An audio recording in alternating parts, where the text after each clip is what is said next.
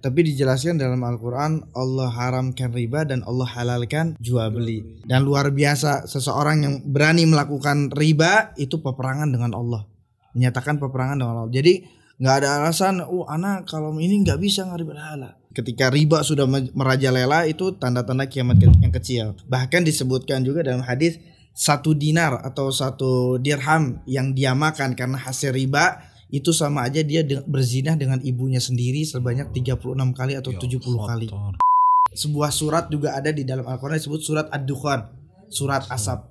Asap tersebut akan muncul dan akan menyelimuti seluruh manusia. Kayak kabut gitu. Ya, seperti kabut yang akhirnya menutupi manusia. Dan kalau misalkan kabut tersebut atau asap tersebut akan dicium oleh seorang muslim, itu hanya merasa seperti flu aja. Flu ya, orang kalau masuk asap tuh flu, batuk-batuk ya. Tapi berbeda dengan orang kafir. Kalau asap tersebut sudah masuk dirasakan oleh orang kafir, ini seperti azab yang sangat menyakitkan.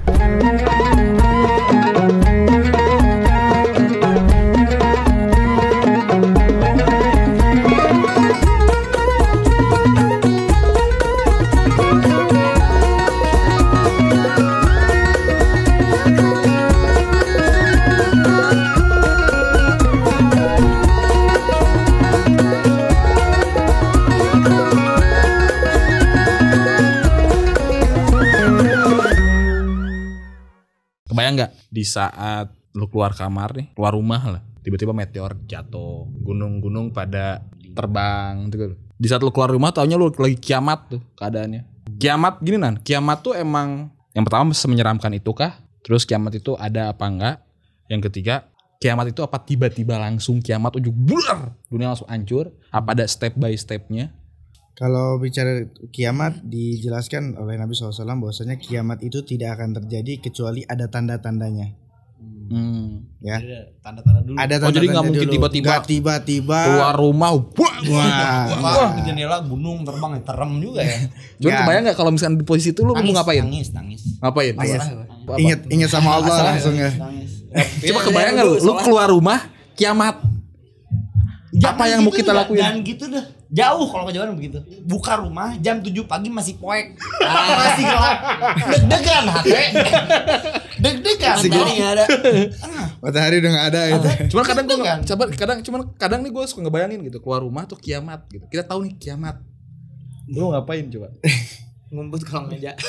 Kayak gempa. Enggak, ini mah serius gitu. Kalau lu keluar rumah nih, taunya lagi kiamat. Nggak kebayang. Gua sih nggak kebayang ya. Nggak kebayang. Nangis itu yang pertama, nangis. Tupel aja Lambung. Gak usah jauh-jauh, ini asam lambung aja udah gitu. Udah paniknya kayak kapan ya? Tapi ada tanda-tanda kan? Ada, jadi langsung gitu. Kiamat itu nggak tiba-tiba langsung turun langsung meteor, gunung berterbangan, enggak.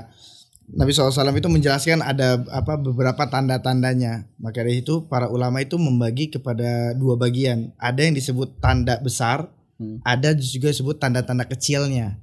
Dan tanda-tanda kecilnya ini nih udah banyak yang terjadi di zaman sekarang. Di zaman sekarang, bahkan di zaman Nabi pun sudah terjadi. Tanda kecil. Tanda kiamat kecilnya. Di antaranya tuh apa? Kematian Rasulullah SAW, wafatnya Rasulullah SAW itu merupakan dari tanda kiamat kecil. Berarti udah kiamat itu, tapi kecil. Itu masih kecil, masih tandanya. Ya bukan kiamat. Kiamatnya. Tandanya wafatnya Rasulullah tanda itu. Kiamat ada berapa Nan?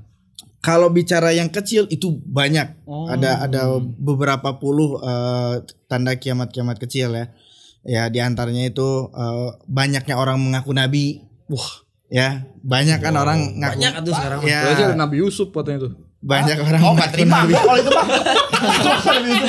Nabi Yusuf gak terima saya. Setengah kegantengannya dikasih ke dunia. Setengahnya Nabi Yusuf. Itu yang pernah gua dengar. Iya. Ada kan Sohib. Susah. Terus jadi tanda-tanda itu diantaranya banyak orang mengaku nabi ya, dan banyak sekarang terjadi ya orang-orang mengaku nabi. Kemudian juga banyaknya riba yang merajalela. Sekarang tahu sendiri ya, apa-apa riba, mau beli ini pakai riba. Nah, ketika riba sudah merajalela itu tanda-tanda kiamat yang kecil. Kemudian juga banyak orang-orang meninggikan bangunan Ya kita lihat jangankan atau di ibu kota di Jakarta, wallah Gedung. iya Di gedung Dubai, tinggi di Dubai. Dubai luar biasa.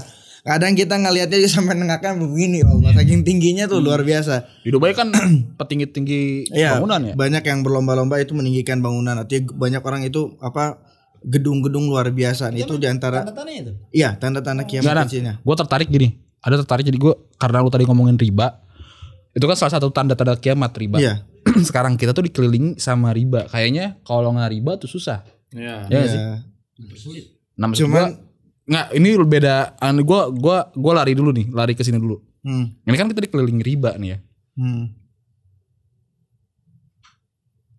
Kalau ini gue pribadi tuh kayaknya buat sekarang nih, secara nggak sadar atau secara secara langsung nggak atau bisa tidak menghindari langsung. riba gitu. Iya. Nah, gue pengen nanya gimana kalau misalkan di zaman sekarang tuh buat orang-orang yang nggak bisa ngehindarin riba. Itu dulu deh, itu dulu maksud gue. Tapi dijelaskan dalam Al-Qur'an Allah haramkan riba dan Allah halalkan jual beli.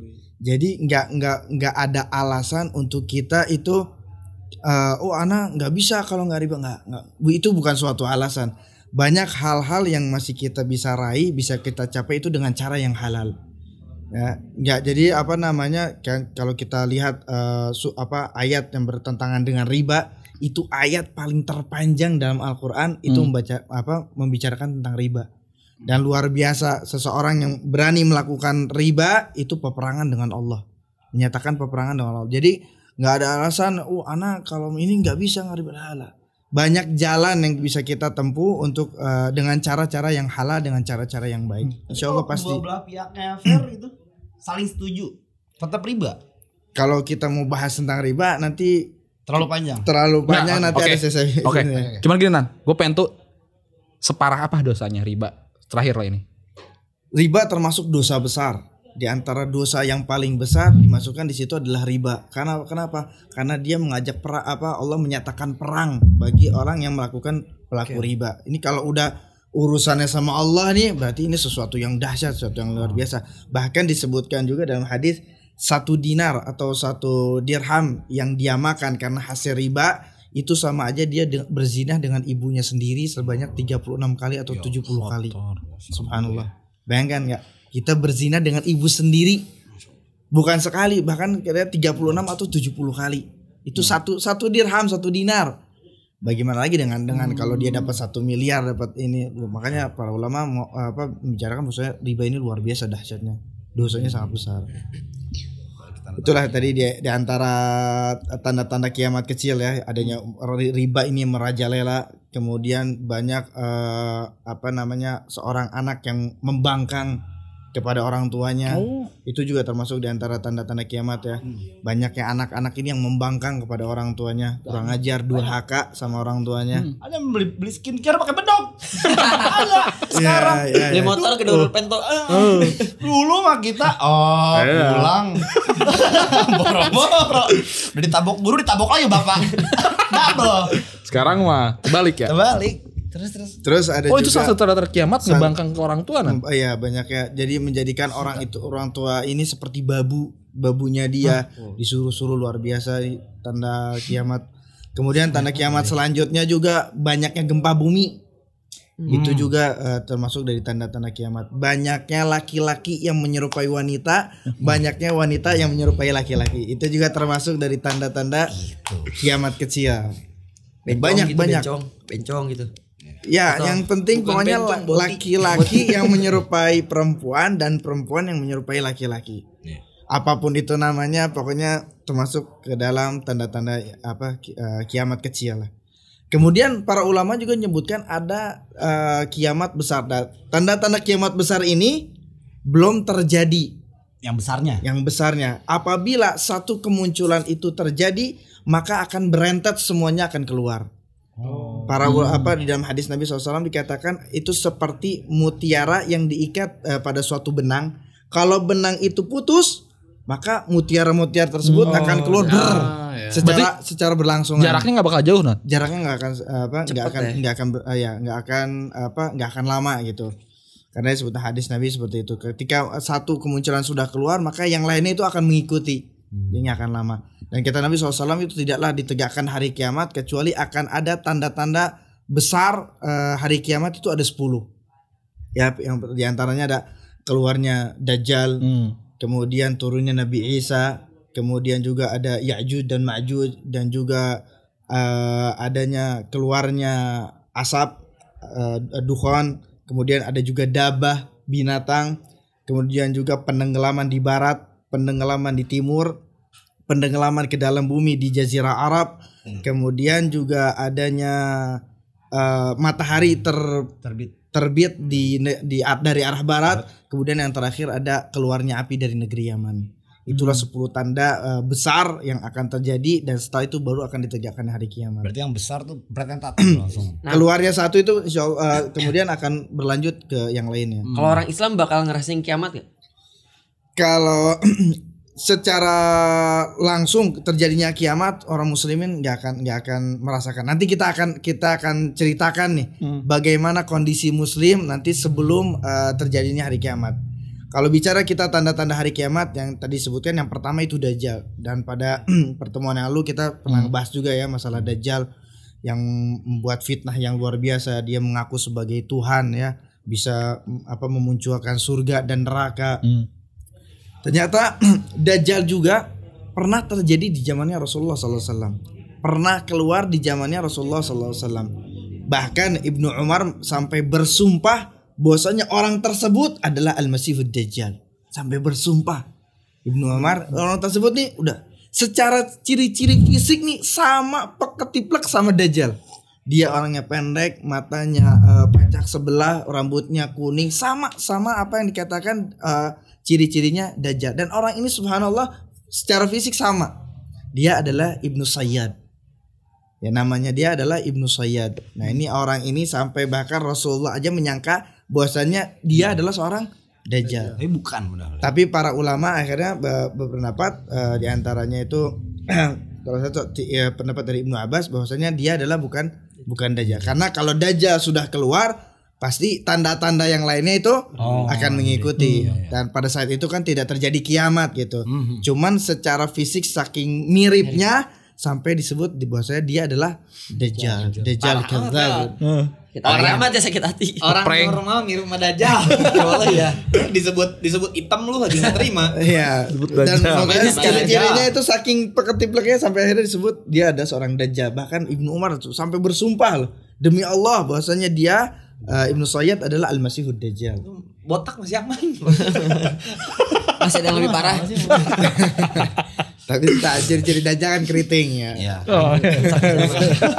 Itu lurus rambutnya keriting ya. Itu di antara Dajjal. Dajjal subhanallah dengan fitnah yang luar biasa ya, menimbulkan kekacauan di dunia ini. Kemudian Dajjal juga akan membawa pengikutnya ya. Dari dengan followers 70.000 orang. Banyak followers ya, tapi kebanyakan dari orang-orang Yahudi.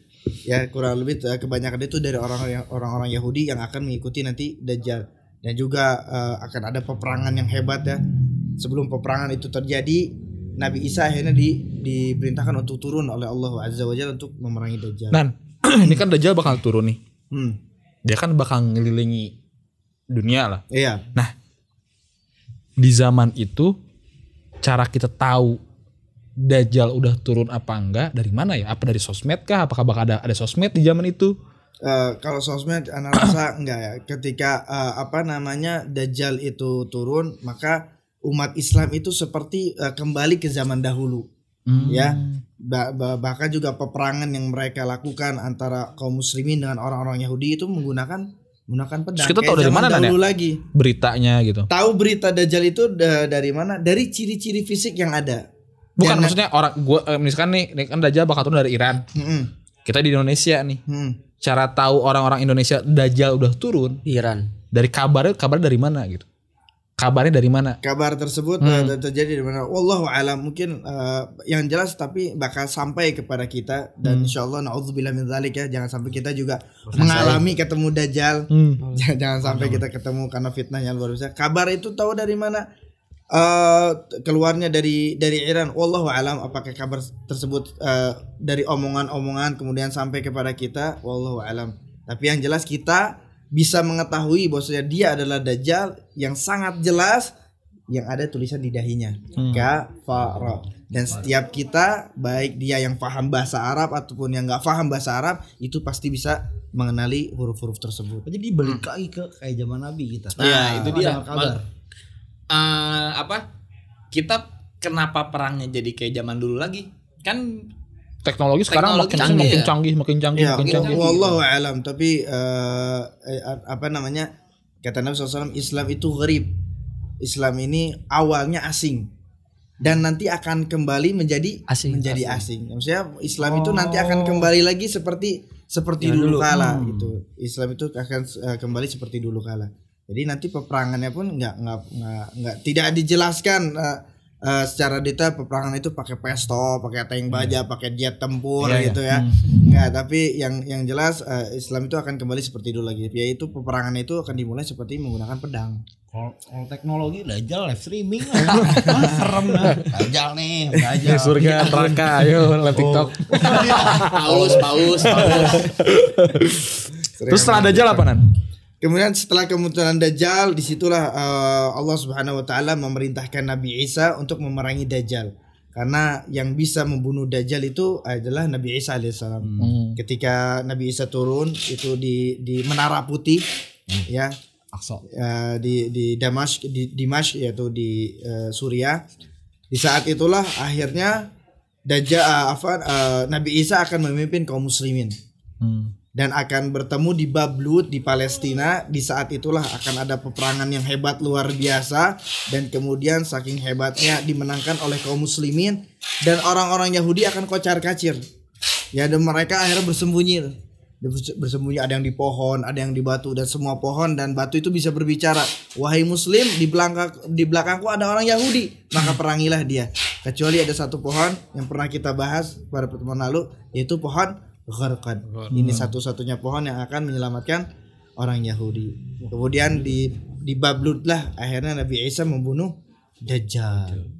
Setelah pembunuhan Dajjal ini baru kaum muslimin itu hidup dalam keadaan tentram, aman, luar biasa, sentosa. Kemudian dalam ketentraman tersebutlah kurang lebih kalau tidak salah itu selama 40 hari atau kurang lebih sekitar 40 hari baru di situ akan keluar Ya'juj dan Ma'juj. Ya, kelompok atau kaum yang merusak luar biasa, bahkan saking kuatnya semua yang ada di depannya itu dibantai semuanya. Mau manusia, mau binatang, mau apapun semuanya dibantai, dirusak. Nggak ada yang bisa menghalangi Ya'juj dan Ma'juj. Dan saking banyaknya luar biasa jumlahnya, bahkan danau aja ketika lewat udah habis air. Saking banyaknya luar biasa. Dan juga nggak ada yang bisa ngebunuh Ya'juj dan Ma'juj. Kemudian akhirnya Nabi Isa berdoa kepada Allah agar bisa memusnahkan Ya'juj dan Ma'juj. Itu berarti kelompok Ya'juj Ma'juj ya? Ya, sebuah kaum. Sebuah kaum yaitu Ya'juj dan Ma'juj. Bukan Ya'juj itu satu orang atau pemimpinnya Ya'juj dan Ma'juj, enggak. Semua itu kelompoknya disebut Ya'juj dan Ma'juj. Dia ada dua kelompok. Ada dua kelompok. Ada dua kaum. Ada Ya'juj dan Ma'juj, dan mereka inilah nanti yang akan membuat kerusakan di mana-mana. Bahkan ketika Nabi Isa berdoa kepada Allah meminta perlindungan agar dimusnahkan Ya'juj dan Ma'juj, kemudian Allah kirimkan ulat yang keluar dari leher-leher mereka. Kemudian ulat-ulat tersebutlah yang akhirnya memusnahkan Ya'juj dan Ma'juj. Akhirnya kemudian saking banyaknya Ya'juj dan Ma'juj sampai Nabi Isa alaihissalam itu mengatakan tidaklah satu jengkal ini di muka bumi ini melainkan ada bangkainya Ya'juj dan Ma'juj. Bayangin seluruh dunia ada bangkainya Ya'juj dan Ma'juj, saking banyaknya luar biasa. Kemudian akhirnya Allah kirimkan burung-burung untuk membawa bangkai-bangkai Ya'juj dan Ma'juj. Kemudian Allah turunkan hujan, dan disitulah bumi menjadi bersih. Ini berarti proses nih.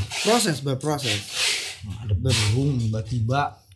Iya. Juga kan? Ada Allah kirimkan burung. Iya, ada burung, ada bangkai, ada burung datang. Panik, bro. Panik. Semuanya itu bakal terjadi. Dan kalau kita bicara tentang hari kiamat ya, tentang hari kiamat itu bukan cerita-cerita khayal, cerita-cerita dongeng, dongeng pengantar tidur lah. ini cerita yang pasti akan terjadi. Walaupun ada sebagian orang yang nggak percaya juga ya. Meskipun mereka nggak percaya, tapi kita sebagai orang Islam itu wajib untuk percaya tentang tanda-tanda tersebut, tentang terjadinya nanti hari kiamat seperti apa, sebagai apa yang disampaikan oleh Allah dan Rasulnya, maka kita wajib untuk mengimaninya. Kalau ini pas perang Muslim lawan Yahudi, itu benar-benar Muslim kita menang, Yahudi itu kalah, nggak ada sisa. Nggak ada sisa. Nggak disebutkan dalam sebuah riwayat peperangan tersebut dimenangkan oleh kaum muslimin, dan akhirnya Nabi Isa alaihissalam dan kaum muslimin itu memerangi orang-orang Yahudi dan juga Dajjal. Di saat bab itulah semua dimusnahkan oleh kaum muslimin dan Nabi Isa alaihissalam. Cuman tinggal muslimin doang berarti. Ada juga orang-orang kafir yang lainnya. Nanti juga kita akan ceritakan di antara mereka juga ada orang-orang kafir, ada orang-orang munafik ya. Nanti akan ada ceritanya. Ketika Ya'juj dan Ma'juj setelah selesai, akhirnya kaum muslimin juga kembali dalam keadaan makmur lagi, tentram lagi. Cobaannya berarti berat banget. Berat luar biasa ya. Cobaannya udah bukan nyari duit lagi tuh. Hidup dan mati itu. Iya, udah akhirnya setelah kaum muslimin itu hidup dalam kedamaian lagi. Nah, di saat itulah Allah mengeluarkan sebuah makhluk ya yang disebut dengan dabah. Wallahu a'lam, ana mencari ciri-cirinya seperti apa. Tapi yang jelas dia adalah sebuah makhluk yang keluar dari bumi. Dan makhluk tersebut bisa berbicara. Makhluk tersebut bisa berbicara. Bentuknya seperti apa wallahu a'lam, ana tidak tahu secara detailnya seperti apa. Kemudian makhluk tersebut akan keluar dari bumi. Kemudian makhluk tersebut akan membawa tongkatnya Nabi Isa dan juga khatim Sulaiman, cincinnya Nabi Sulaiman. Nah, binatang tersebut atau makhluk tersebut akan membawa tongkatnya Nabi Isa dan cincinnya Nabi Sulaiman. Dengan keduanya lah nanti setiap dari kita itu akan diberikan tanda. Kalau dia orang kafir, orang munafik, orang kafir akan diberikan tanda hitam di hidungnya dengan tongkatnya Nabi Musa alaihissalam. Kalau orang yang beriman sama Allah dikasih tanda putih dengan cincinnya Nabi Sulaiman. Sehingga orang-orang ini bakal tahu nih, oh ente orang kafir Di hidungnya. Iya, ada sebuah tanda. Oh, tandain. Ditandain. Ini ente orang kafir, ente orang muslim, ente orang mukmin, ente orang kafir, itu nanti bakal tahu. Bakal ada pembeda. Dia akan diberi tandanya di hidung. Ya. Ada yang diberi tanda putih, ada juga yang diberi tanda hitam. Kalau tanda hitam itu buat orang kafir, tapi kalau tanda putih itu buat orang yang beriman. Setelah itu, setelah Dabah keluar, ya. Dabah ini tidak diceritakan secara banyak. Kemudian setelah Dabah, tujuan Dabah tuh apa? Ngapain nanti? hanya memberikan pembeda antara aja. orang yang kafir dan orang-orang muslim. Jadi misahin. Jadi misahin. bukan mau merusak, bukan menghancurkan. Hanya memberikan tanda tersebut aja. Masih ada orang kafir berarti ya? Masih ada orang kafir dan masih ada orang muslim di situ. Enggak dibunuh berarti ya? Enggak. Maksudnya orang kafir apa orang Islam tapi munafik?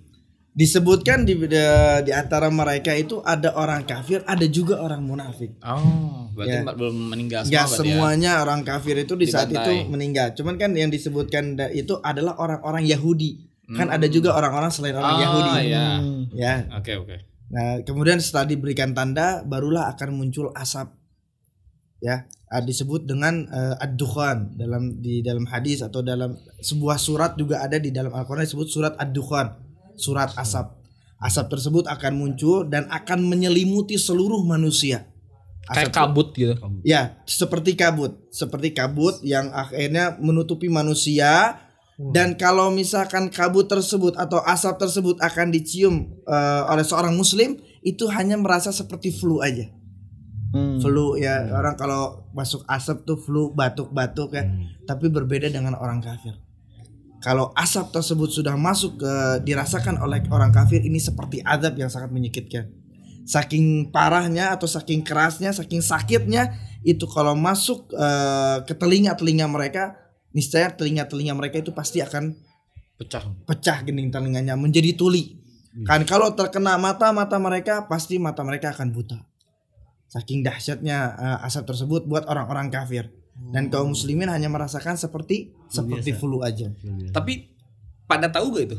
Maksudnya ini nih yang ini nih maksudnya dukhon gitu nih.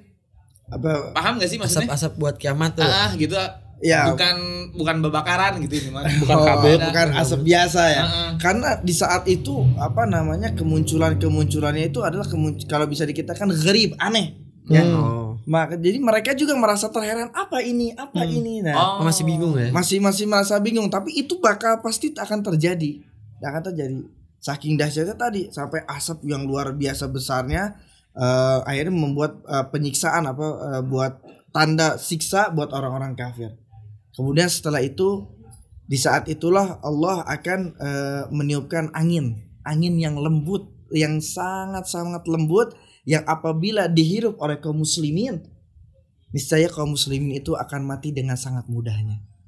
Disebutnya rihin thayyibah, angin yang lembut luar biasa. Meskipun keimanan orang tersebut itu hanya secuil, hanya sebesar biji zarrah itu biji yang sangat kecil, tapi dalam hatinya masih ada keimanan, maka akan diwafatkan oleh Allah Azza wa Jalla.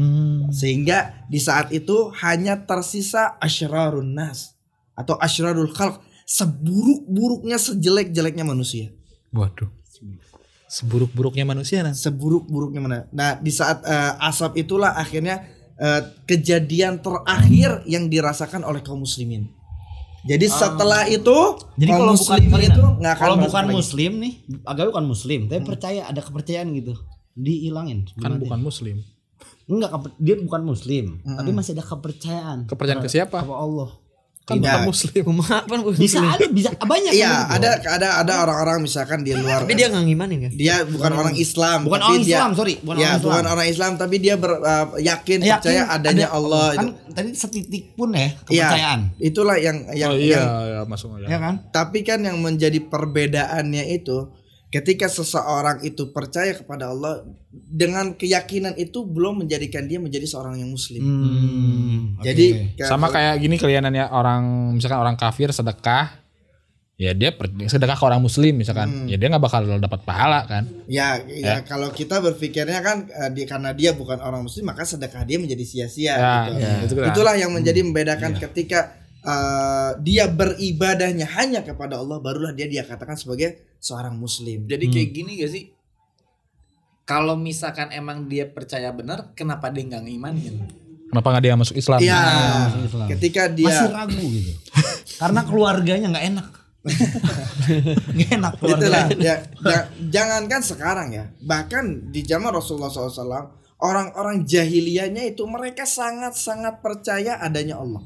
Mereka sangat percaya bahwasanya yang memberikan rizki kepada mereka adalah Allah. Wah, iya, sangat percaya. Sangat percaya. Itu udah muslim Islam. Tapi keyakinan mereka tidak menyebabkan mereka masuk Islam. Keyakinan sebatas itu aja belum cukup untuk menjadikan dia sebagai seorang muslim, seorang yang beriman kepada Allah. Harus ada amalan, perbuatan yang mendukung keyakinannya dia.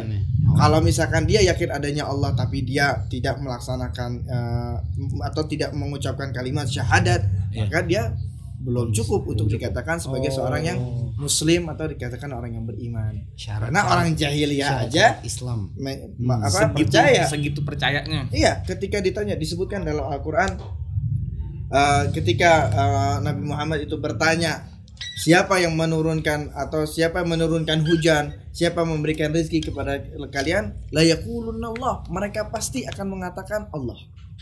Mereka tahu dan mereka yakin. Kenapa nggak masuk Islam ya? Itu dia, karena ada faktor beberapa sebabnya. Karena diantaranya kesombongan mereka, ya. Dia tahu adanya Allah, dia percaya Allah, tapi karena egonya mungkin yang terlalu besar, ya, sehingga mereka nggak ada. Anak kalau misalkan masuk Islam, anak meninggalkan nenek moyang anak bisa. Itu masih ada keyakinan seperti itu. Sehingga segitu gengsinya ya? Iya, gengsinya yang luar biasa. Jadi tidak menyebabkan mereka masuk Islam. Itulah. Jadi di saat itulah akhirnya ya tanda terakhir yang dirasakan oleh kaum muslimin, yaitu dengan tadi asap. Ya, asap, setelah asap Kemudian ada angin yang lembut yang akhirnya mewafatkan seluruh kaum muslimin, seluruh orang-orang yang beriman, meskipun keimanannya itu hanya sebesar biji yang kecil. Bahkan tersisalah saat itu seburuk-buruknya manusia. Seburuk-buruknya manusia kayak gimana tuh? Seburuk-buruknya manusia yang akan merasakan Sekarang aja lagi banyak yang orang-orang teh. Orang-orang teh yang ditunjuk ke gua itu. Orang-orang teh. Soal apa gimana sih? Ada contohnya nggak Dan? Seburuk-buruknya manusia tuh kayak gimana? Wallahu alam, ana tidak. Di zaman itu nggak ada. Ya, Misalnya lu tahu. seburuknya, tapi yang jelas sebagian riwayat itu dikatakan juga ada orang kafir dan juga orang-orang munafikin. Minjem cepet ganti sore terus buruk-buruk ke manusia. Buruk itu. Padahal gak ada kabar. Seburuk-buruk manusia itu. Disebutkan di antaranya itu orang-orang kafir dan orang-orang munafikin. Nah, seburuk-buruknya manusia yang hidup saat itu. Enggak, seburuk-buruknya manusia orang kafir. Atau sifatnya yang buruk. Tapi yang dijelaskan Karena kan ada orang kafir yang baik gitu. Ya, tapi wallahu a'lam. Pokoknya intinya dijelaskan di hadis tersebut adalah bahwasanya yang tinggal saat itu atau yang tersisa saat itu seburuk-buruknya manusia. Tapi tidak dijelaskan secara pasti siapa mereka. Wallahu a'lam, ana tidak mengetahuinya. Tapi yang bakal merasakan dahsyatnya hari kiamat itu diantaranya adalah orang-orang kafir dan orang-orang munafikin. Tapi sifatnya seperti apa seburuk-buruk manusia, wallahu a'lam, ana tidak mengetahuinya. Nah, saat itulah ketika kaum muslimin semuanya sudah diwafatkan oleh Allah Azza wa Jalla, kemudian di saat itulah akhirnya Ka'bah itu dihancurkan. Wah, Ka'bah ini akan dihancurkan oleh orang dari Afrika, dari Habasyah yang memiliki sifat itu betisnya kurus, kecil, tapi betisnya itu berjauhan seperti huruf O. Ya, betisnya itu berjauhan seperti huruf O, seperti lingkaran. Nah, itulah orang yang akan nantinya menghancurkan Ka'bah. Ka'bah itu akan dihancurkan. Kemudian mushaf Al-Qur'an itu akan ditarik oleh Allah, diangkat oleh Allah Azza wa Jalla sehingga tidak ada lagi mushaf di muka bumi ini. Ketika ayat-ayat Quran itu ya. Ayat-ayat Al-Qur'an itu ketika ente buka mushaf itu udah enggak ada tulisannya sama sekali. Jadi kertas kosong putih Semuanya aja. jadi kertas kosong. Bahkan orang-orang yang hafal Al-Qur'an itu enggak akan lagi mereka hafal Al-Qur'an. Sehingga di muka bumi ini di bumi ini tidak ada lagi yang orang yang mengucapkan Allah. Udah nggak ada petunjuk berarti. Udah nggak ada kebaikan sama sekali. Itulah makanya disebutnya seburuk-buruknya manusia apa? Karena di saat itu orang udah nggak ada lagi yang berbuat kebaikan. Ini setelah asap ya? Setelah kaum muslimin diwafatkan semuanya. Oh, berantakan berarti nih. Berantakan. Oh, pantesan Ka'bah dihancurin karena udah nggak ada yang ngejagain. Berantakan ya. Akhirnya Ka'bah dihancurkan karena sudah udah nggak ada lagi orang yang beriman sama Allah. Untuk akhirnya Allah perintahkan akhirnya akan dihancurkannya Ka'bah. Dan di bumi ini udah nggak ada lagi orang ngomong Allah itu nggak ada. Azan udah nggak ada, sholat nggak ditegakin lagi udah. Tapi manusia masih banyak kayak sekarang nggak? Di saat itu jumlah manusianya. Ya. Wallahu a'lam, ana tidak tahu jelasnya seperti apa jumlah manusia saat itu. Tapi wallahu a'lam. Kalau bicara sedunia ya pasti enggak. Karena kan sebagian kaum muslimin atau bukan seluruh kaum muslimin itu udah diwafatkan oleh Allah. Kita tahu juga kan di dunia ini paling banyaknya orang muslim. Jadi mungkin seperberapanya udah hilang duluan tuh. Tinggal tersisanya orang yang masih hidup aja. Serpihan. Setelah itu apa, Nan? Kemudian setelah Al-Quran diangkat oleh Allah sehingga tidak ada lagi manusia yang mengatakan Allah azan sudah nggak ada lagi orang yang berhaji berumrah, sehingga tinggallah kejelekan keburukan yang ada. Kemudian di saat itulah Allah akan menenggelamkan ke dalam bumi. Ada 3 daerah yang disebutkan di dalam hadis, yaitu daerah timur, daerah timur itu di mana ya? Nah, kita ada di Indonesia belahan timurnya dunia ini, belahan timurnya tuh. Nah, daerah-daerah tersebut yang akan kena dampaknya penenggelaman ke dalam bumi. Daerah barat, kemudian di Jaziratul Arab. Barat tuh Eropa. Enggak tahu. Nah, kalau kita dari dunia itu Eropa. Posisi baratnya ada di mana ya? Itu posisi akan ditenggelamin itu dihilangin gitu maksudnya. Dimasukkan ke dalam bumi. Dihilangkan, dimasukkan ke dalam bumi. Dan itu kejadiannya bersamaan. Kejadian 3 itu blok hilang ke dalam tanah. Lihat di Google Map, tai abe. Dimasukkan ke dalam tanah semuanya. Dan subhanallah penenggelaman ke dalam bumi ini juga pernah terjadi sebelum Rasulullah SAW. Ketika di zamannya Nabi Musa, penenggelaman ke dalam bumi ini pernah terjadi. Di zaman Nabi Musa alaihissalam ada seseorang yang disebut dengan Qarun. Oh. Ya kita terkenal ya dengan nama Qarun. Korun. Ya. Harta korun. Ya, Harta karun. itu nanti akan ada asalnya harta karun itu dari apa? Dari cerita ini nih. Harta karun. Oh, desi korun. Korun itu ya hidup di zamannya Nabi Musa alaihissalam. Korun itu diberikan kelebihan oleh Allah Subhanahu wa taala dengan harta yang luar biasa, kekayaan yang luar biasa. Orang yang paling kaya Korun waktu itu saat itu. Luar biasa diberikan kekayaan oleh Allah Subhanahu wa taala. Bahkan disebutkan juga kunci untuk harta karunnya aja diangkat oleh beberapa orang yang kuat. Bayangin, nggak kebayang ya? Ente kuncinya seberat apa tuh kunci? Diangkatnya harus dengan beberapa orang yang kuat. Nggak bisa orang sembarangan, orang biasa itu nggak akan kuat. Dia Harus tuh diangkat dengan beberapa orang kuat. Politik apa dagang? Korun ya. Raja apa maksudnya? Enggak, disebutin? tidak disebutkan Enggak. di atas sebagai raja. Oh. Tapi yang jelas orang terkaya tersebut aja. diberikan kekayaan yang luar biasa oleh Allah Subhanahu wa taala sehingga saking kayanya dia sampai dia ini sombong luar biasa. Dia mengatakan bahwasanya kekayaan yang dia dapatkan ini berdasarkan hasil jerih payahnya dia. Padahal kita tahu kan apa yang kita miliki, apa yang Allah kasih ini semuanya murni dari Allah. Allah kasih rezeki orang, ada yang Allah lapangkan, ada yang Allah sempitkan. Tapi dengan yakinnya dia ini merupakan hasil kerja keras saya ini. Saking sombongnya udah kelewat batas luar biasa, akhirnya Allah tenggelamkan Qarun dan juga harta-hartanya. Oh, ditenggelamkan. Ditenggelamkan ke dalam bumi oleh Allah sehingga ketika kita lihat ada orang nemu harta emas ya dalam bumi maka disebut apa? Harta karun. Harta karun. Itu berasal dari hartanya Qarun disebut harta karun. Itulah penenggelaman yang pernah terjadi di zamannya Nabi Musa. Tapi para ulama mengatakan penenggelaman ini tidak termasuk dari tanda-tanda besar kiamat yang akan terjadi. Tapi tanda ini hanya tanda kecilnya aja. Tapi tanda besarnya nanti akan datang. Yang akan datang dari itu. Ya, kemudian setelah bumi ini ditenggelamkan oleh Allah Subhanahu wa taala di 3 daerah tersebut, barulah saat itu akan timbulnya atau terbitnya matahari dari arah barat. Nah di saat itulah akhirnya Allah menutup pintu taubat. Nggak ada lagi orang yang bisa bertaubat kepada Allah. Sorry. Berarti sebelum itu masih bisa bertobat ya? Ya, batasan pintu taubat itu ketika matahari ini terbit dari barat. Iya, berarti kan ada yang sebelum itu ada angin, ada apa kejadian ini. Pintu Orang taubat masih itu ada masih terbuka.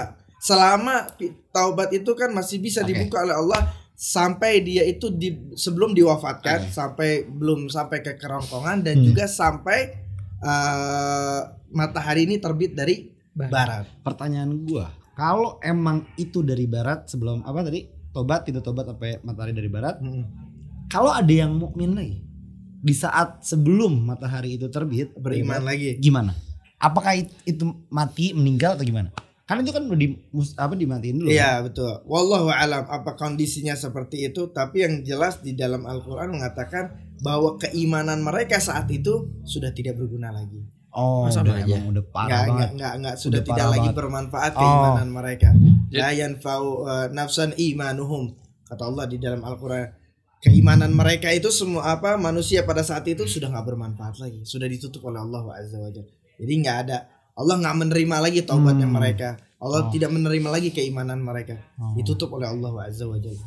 Nah, kemudian ketika matahari itu terbit dari barat, terjadi di saat itulah kemudian akan muncul api yang keluar dari negeri Yaman. Tepatnya itu di daerah Aden. Ya kalau kita lihat di Google nih Yaman, Aden, nah disitulah nanti akan keluar api yang sangat besar luar biasa yang akan menggiring manusia pada suatu tempat. Tempatnya di mana? Wallahu a'lam, tidak tahu. Tapi yang jelas api tersebut nih akan membawa orang-orang pada suatu tempat, menggiring orang-orang pada suatu tempat.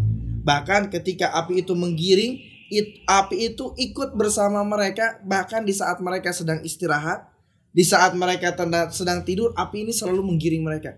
Kalau ada yang ketinggalan, niscaya api tersebut akan membakar orang-orang tersebut. Oh, safe zone. Safe Safe zone.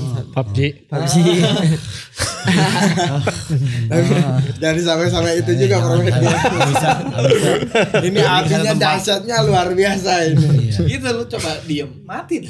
Ya, kalau ada seseorang yang ketinggalan dari api tersebut nih, saya api tersebut akan melahapnya. Artinya Maka membakar digiring orang satu tersebut. tempat aja. Akhirnya menggiring manusia pada suatu tempat, ya. Akhirnya manusia berkumpul di situ, digiring dengan api.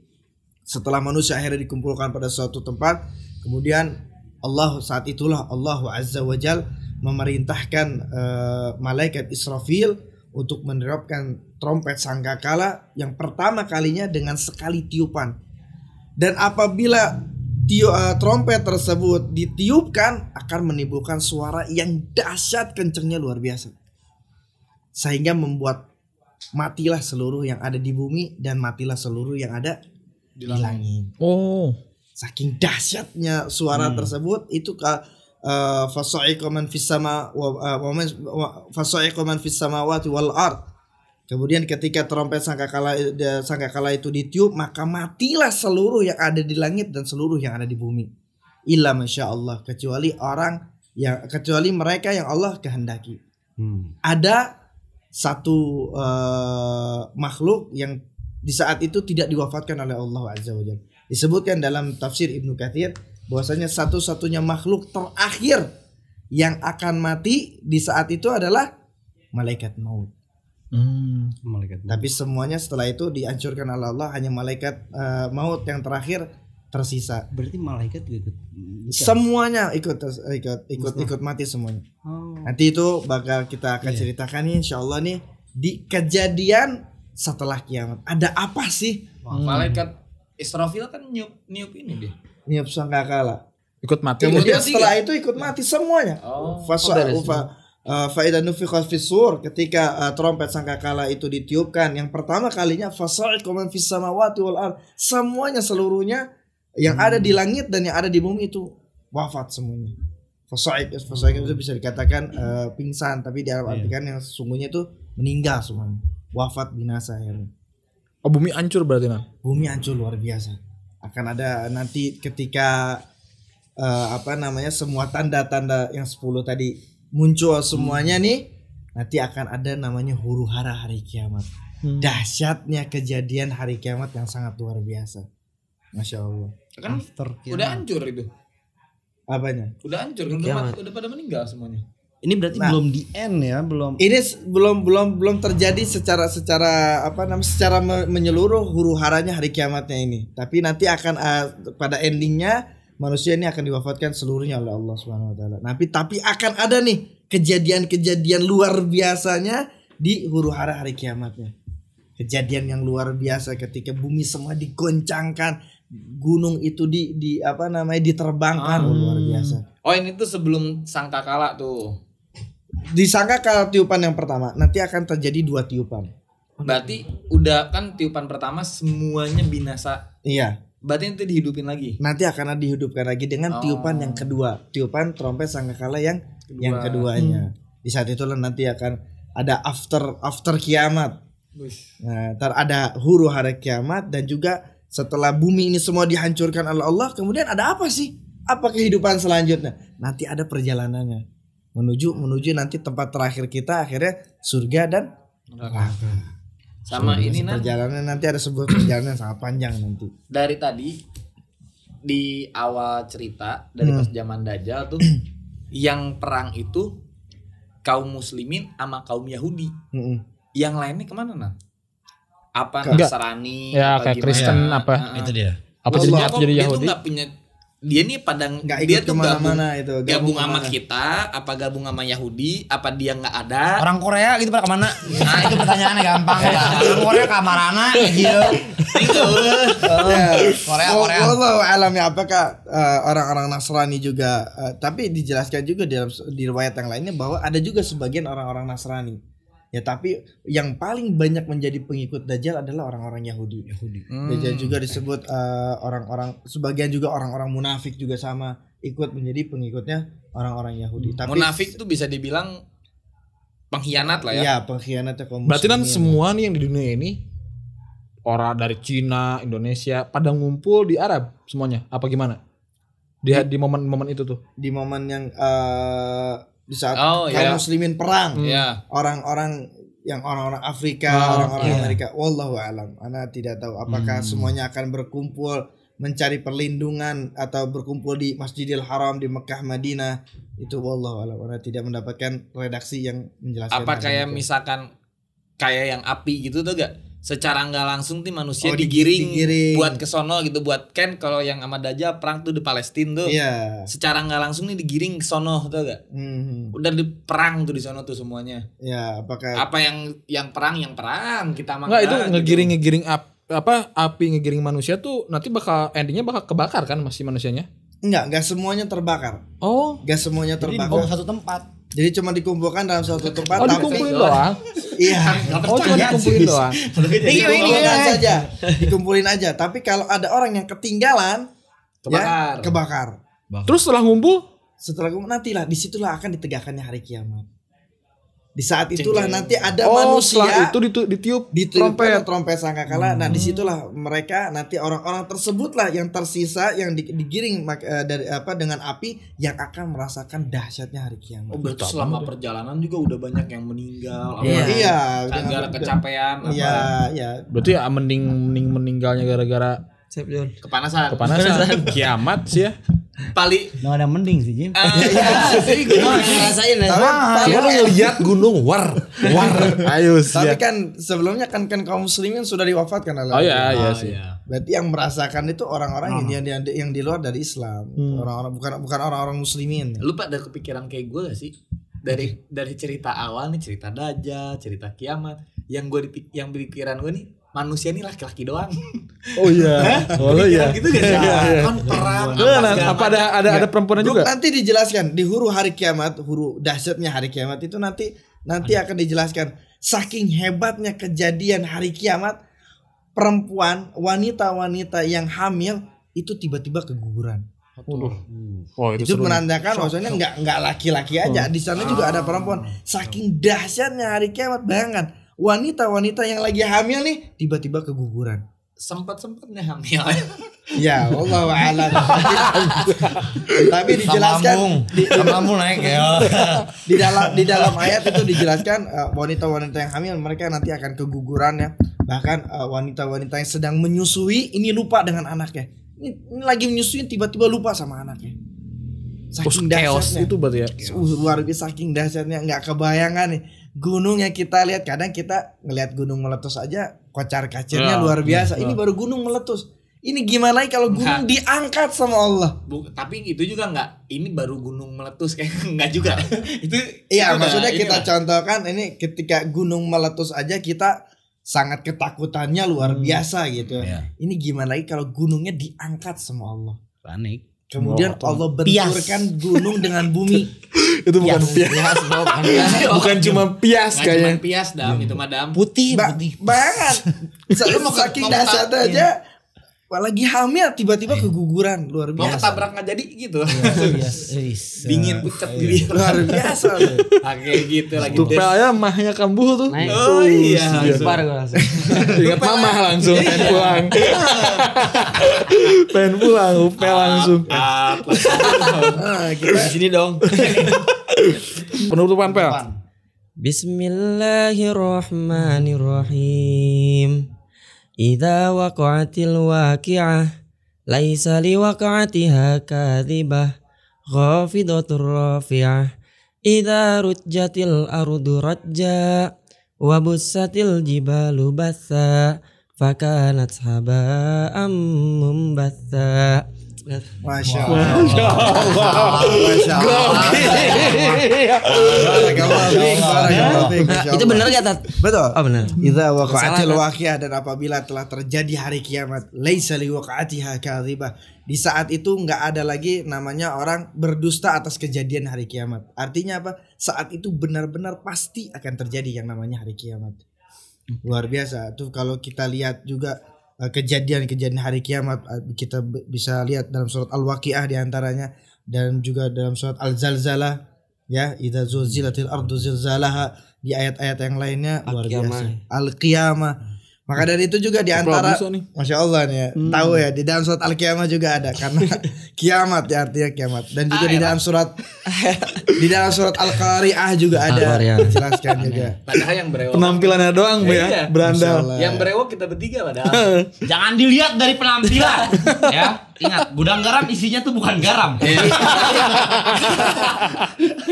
Kasih tahu Kapal api itu isinya kopi. Bukan kapal. Masya Allah. Masya Allah. Masya Allah di lain waktu kita akan berbicara tentang huru hara hari kiamat. Dahsyatnya hari kiamat itu seperti apa? Di episode selanjutnya Ustaz ya. Insya Ustaz. Allah, Dan insya Allah. ini soalnya nggak mau dipanggil Ustaz. Bro, ya. Oke. Oke kan. Siap. Jazakallah khair. Masya Allah.